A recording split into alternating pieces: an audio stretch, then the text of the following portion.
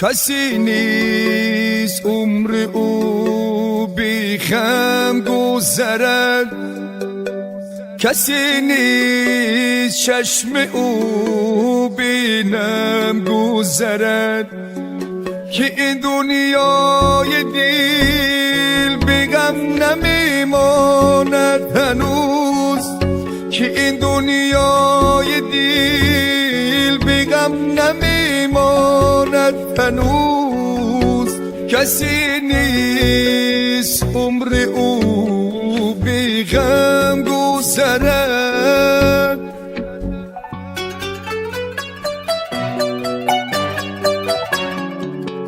کسی نیست که او مشکل ندیده، کسی نیست که او شادی ندیده، زندگی بینی همه تلخ و شیرین است، کسی نیست که او غم را ندیده است.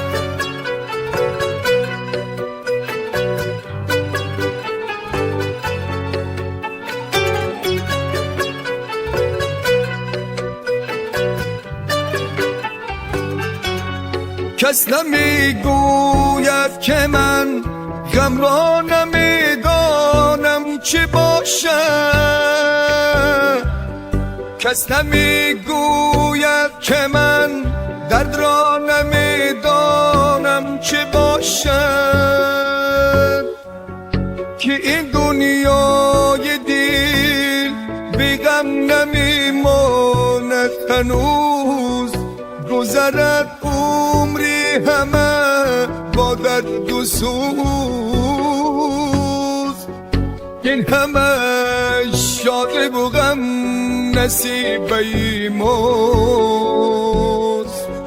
این همه شادی و غم کار خداست.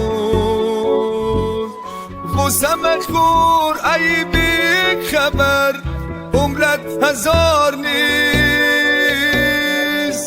عمر تو در کرایی غصه خوردن نیست، عمر تو در کرایی غصه خوردن نیست.